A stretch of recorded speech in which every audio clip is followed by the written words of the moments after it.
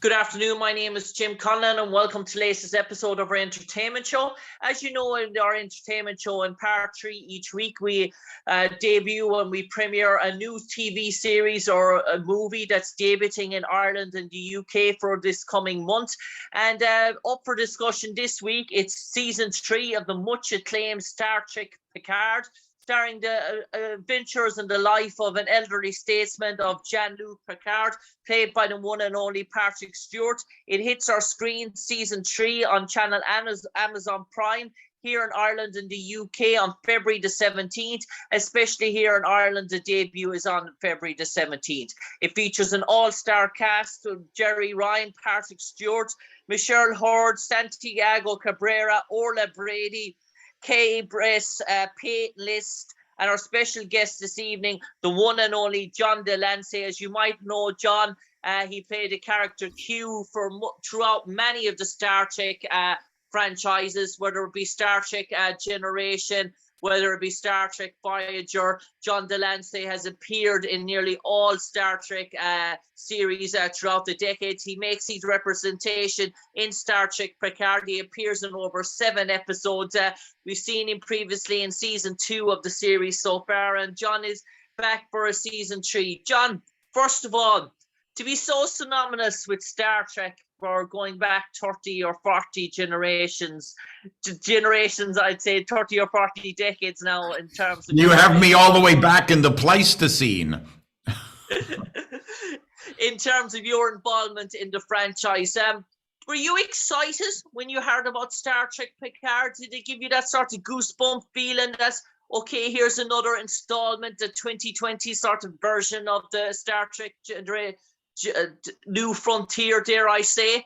Did it give you that sort of excitement in your stomach, those goosebump feelings, saying, right, this is something that I know so well, but yet it's something different all the same? I don't know if I'd say it gave me goosebump feelings, but I did ask them 2 questions when I went in to meet with them. The first thing, because I got right down to business, the most important thing was, are you putting me back in those tights? Because if you are, that won't work. It would be really unseemly after all this time for me to be prancing around in those tights. And then a more serious question was, are we creating or are we recreating? If we're recreating, I'm concerned. And they said, oh, no, we are creating. We are moving forward. And I said, that sounds great. I'm in. And what was the director or producer's vision for the project when you sort of pitched in terms of your character, in terms of the involvement? We know this is the further Star Trek set in the future in terms of it being set, I do believe, 2,300 and nearly 2,400 years, 2,399 is when it's sort of set. It's the furthest prime. What was his sort of future in terms of how he was going to portray that sort of Star Trek landscape to you, and in terms of how his vision for what the project would be like? Well, other than I was speaking to them early enough in the process that they really just wanted to know whether I would be involved. So there was not a lot of discussion about, and this will happen and then that will happen and stuff like that. I knew that I would be a catalyst. I knew that I was helping to propel a storyline. But in terms of particulars, it was too early to really ask about those things. And it isn't as if I didn't know what the character was, or they didn't know what the character was. So that was really not the focus of the discussion. The focus of the discussion was mostly in terms of, is this something that you'd like to do? We would like you to do it. And then we after that was dealt with, we just chatted Star Trek talk. Yeah, and John, obviously your link and obviously Brent Spiner link are so sort of crucial, because the 2 mainstay occurring characters that we know from the past Star Trek franchises, obviously Jeri Ryan and Patrick Stewart, that have been so involved heavily. But on top of that, there's a new ensemble cast, a new sort of characters, new actors in this sort of series. So you provide a sort of link to that those series in the past yourself, and Brent Spiner, and to a degree Whoopi Goldberg when she comes in and plays the Guinean character again. How critical is that in terms of that Patrick and Jeri, when they look in terms of previous connections, that they have ye coming in for certain sort of episodes, in terms of solidifying that sort of whole, say, history to the future together now? Well, I think it's very essential. I mean, the fact of the matter is that the fans know what was done, and so they feel comfortable in that. I think they're going to feel particularly comfortable with season 3, because season 3 is essentially next generation reboot in a way. I mean, there's what you're going to see coming up here soon is most of the main players are back on deck. Yeah, without giving much away, a sort of the trailer and the teaser, that we're getting to see an awful lot of the old cliche, the old gang coming together for sort of one last hurrah, dare I say, in terms of Star Trek 3, in terms of season 3 of Picard. And John, in terms of filming now, in terms of scheduling for Star Trek Picard, what was that like? Did they bring you in, say, for maybe 4 to 5 weeks and shot, say, multiple episodes with you at a time, and did a bit of block shooting in terms of different sort of episodes, or did you come in maybe through different stages of the filming?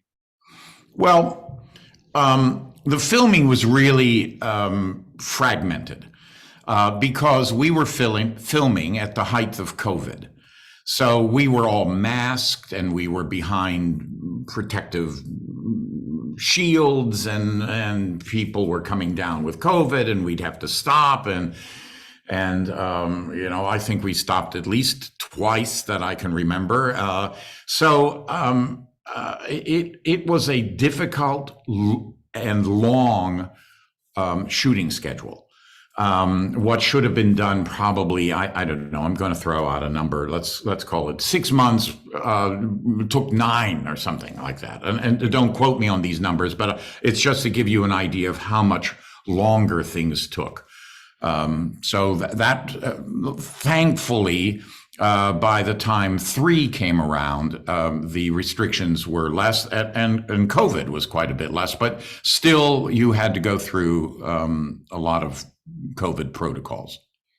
And I suppose, John, in terms of Patrick's been around an awful long time, in terms of Star Trek, in terms of his involvement in this, you almost feel like Picard, obviously being the title character he played, is almost like his sort of baby as such. Is he sort of still like enthusiasm as ever? Is he still like a young actor in terms of his excitement for this series, in terms of his excitement for Star Trek and Picard? And do you almost feel like he's content? He almost feels like he's back home where he sort of belongs?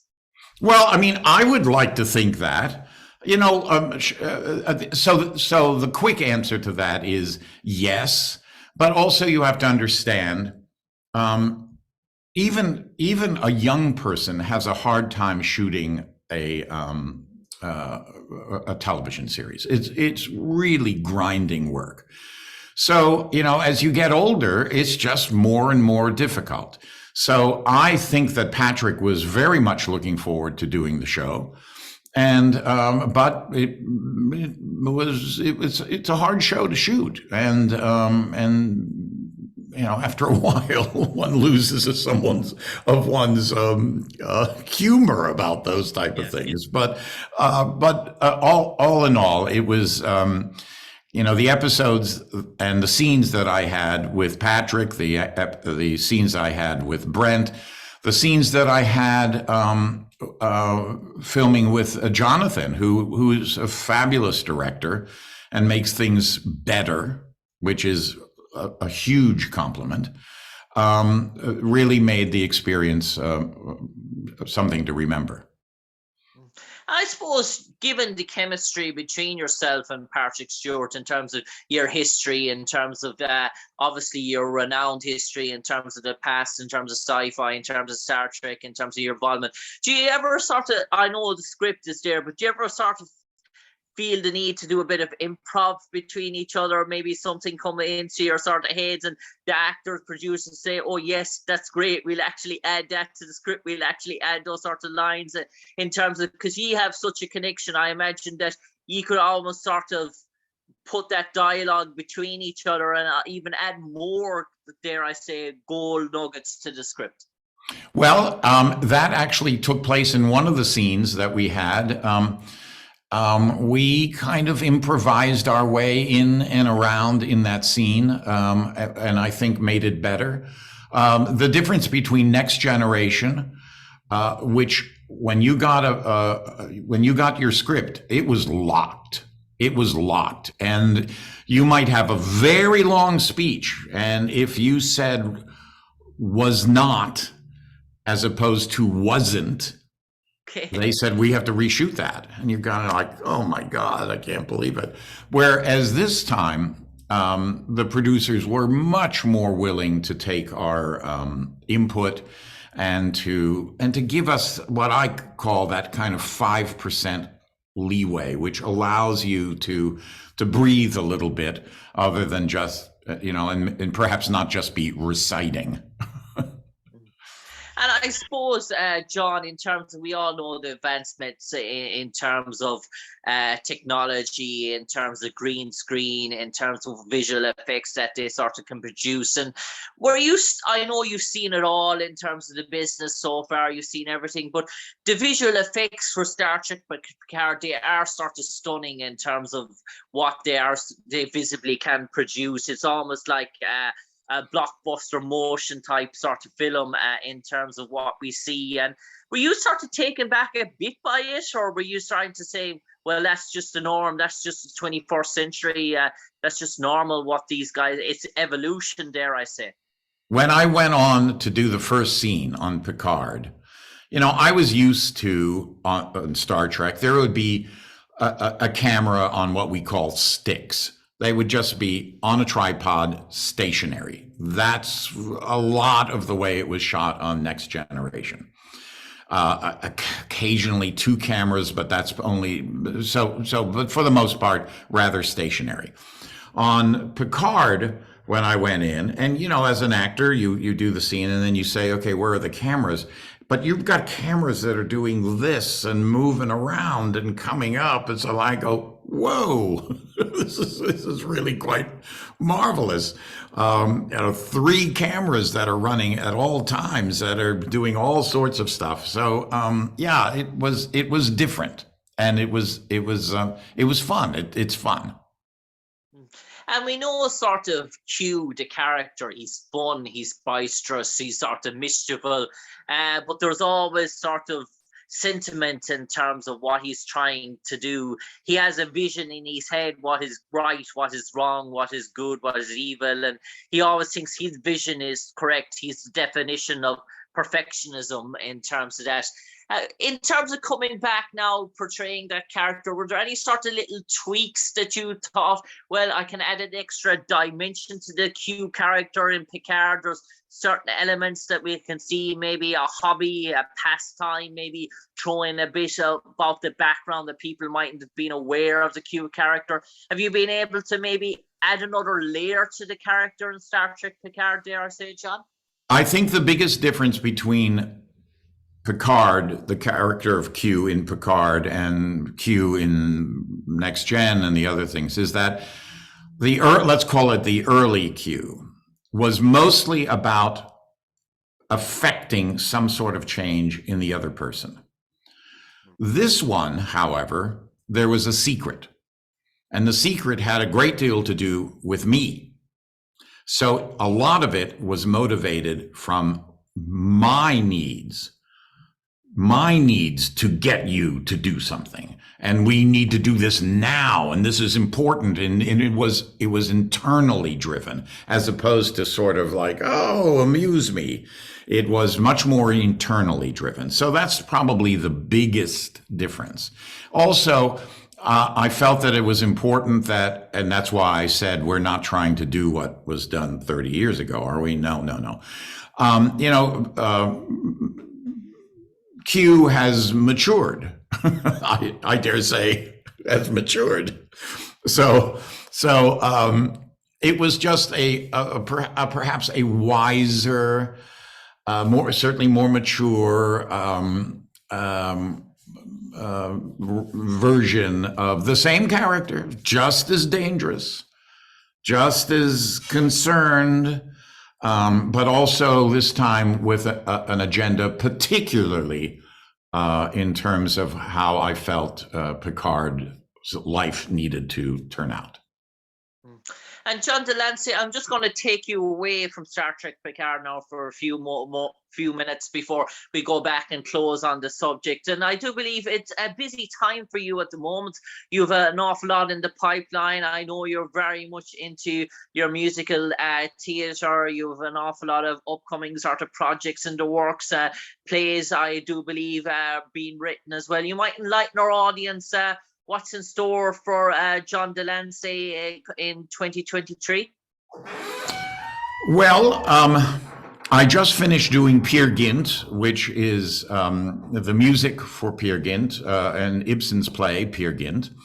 I melded a new version of that. And I just did it with a symphony orchestra in Winnipeg. I'm going into rehearsals for Stravinsky's The Soldier's Tale, which I will go around the country doing on tour in 9 different cities, I think. As a kind of fun thing, we've been invited every year. Star Trek people have been invited every year on the Star Trek cruise, which we really look forward to, and a play that I wrote a long time ago, a send-up of Arthur Conan Doyle's The Lost World. I'm going to be doing that.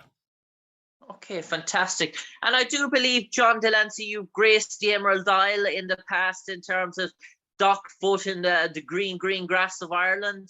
You might enlighten our viewers of your time spent here in Ireland, where you went, how you came about. Did you come about? Was it a personal business?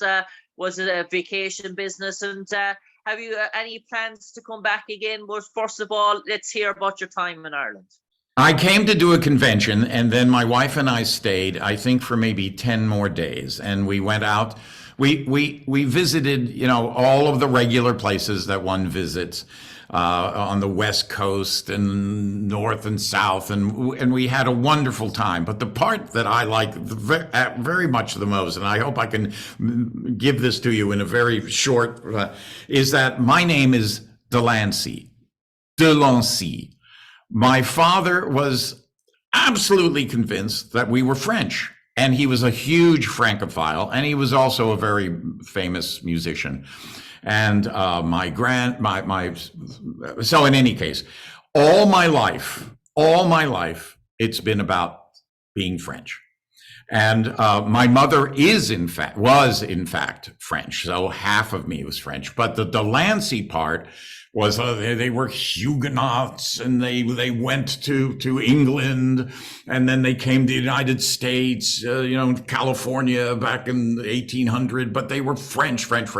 Well, one of my sons did a DNA. We're not French, we're Irish. Okay. I'm Irish. Lancie. So, and from the Clancy, it's very similar to Clancy, which would be that's right. That's right, Irish. Exactly. And we have a couple of people apparently on the West Coast, and then one in Perth, all showing up in all going back to Ireland. So it was wonderful, and on top of it, it was wonderful because after visiting Ireland, we just had a great time. So I'm delighted.